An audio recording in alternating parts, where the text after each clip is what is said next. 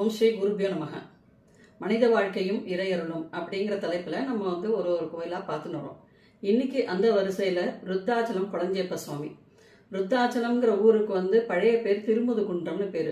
இங்கே இருக்கிற சுவாமி பேர் திருமுதுகுன்றநாதராகவும் அம்பாள் பேர் விருத்தாம்பிகையாகவும் இங்கே குடிக்கொண்டிருக்கா. இந்த கோயில் விருத்தாச்சலத்திலேருந்து 3 கிலோமீட்டர் தொலைவில் மணவாளநல்லூர் அப்படிங்கிற இடத்துல தான் கொளஞ்சியப்ப சுவாமி வீட்டு கொண்டிருக்கார்.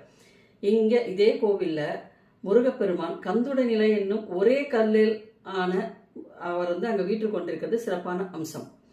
இங்கே முக்கியமான விசேஷம் என்னன்னா பிராது கட்டுதல்.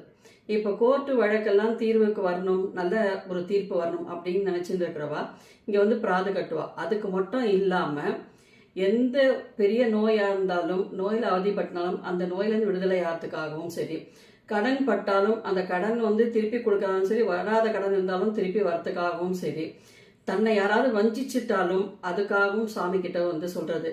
இப்போ மகனுக்கோ மகளுக்கோ வேலை கிடைக்கணும் அப்படின்னா அதுக்கும் இதை பண்ணலாம். வேலை கிடைக்காம கஷ்டப்பட்டு இருக்கிறோம் எவ்வளோ பேர் இருக்கா, அதுக்காகவும் சாமிகிட்ட முறையிடலாம்.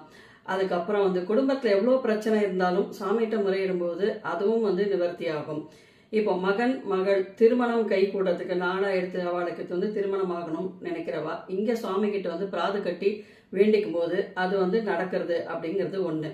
இதோட தவிர இதில் இன்னொரு சிறப்பு என்னன்னா, இப்போ வேற கோயிலுக்கெல்லாம் போனால் விபூதி, புத்து மண், சாந்துருண்டை இந்த மாதிரி பிரசாதமாக கொடுப்பா.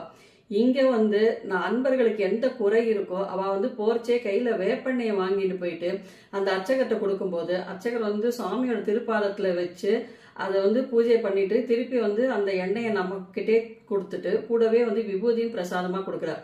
அப்படி அந்த பிரசாதத்தை எடுத்துட்டு அந்த விபூதி எடுத்து கொஞ்சம் குழைச்சி அந்த எண்ணெயில் கொஞ்சம் குழைச்சிட்டு நெத்தியில் எட்டுனே வரும்போது இந்த மேலே சொன்ன அவளுக்கு என்ன குறை இருந்தாலும் அந்த குறை நாளை நிவர்த்தி ஆயிடுறதுன்றது ஒன்று. இதை தவிர இந்த தீராத நோய்கள், அதுக்கப்புறம் ஆறாத புண்ணு, கட்டி, அந்த புறமுதுகில் ஏற்படக்கூடிய கட்டி, கொழுப்பு கட்டி, இதெல்லாமும் சரி, மாடுக்கு வரக்கூடிய காமால நோய் அதுக்குமே சரி, இந்த எண்ணெயை எடுத்து தடவும் போது அது நாளடைவில் பூர்ணமாக குணமாகி அந்த கொளஞ்சியப்ப சுவாமியே அருமருந்தா இருக்கார் அப்படிங்கிறது நிதர்சனமான உண்மை. இதை ஒரு தடவை போய் எல்லாரும் அவசியம் தரிசனம் பண்ணுவோம்.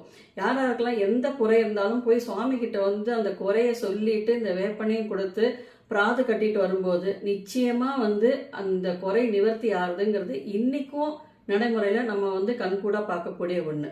அவசியம் யாராருக்கு தேவையோ அவ போயிட்டு வாங்க. இல்லைன்னா சாதாரணமா கூட போய் சுவாமி ஒரு தடவை தரிசனம் பண்ணிட்டும் வரலாம். அவ்வளோ சிறப்பு மிகுந்த கோவில் தான் இந்த கோவில்.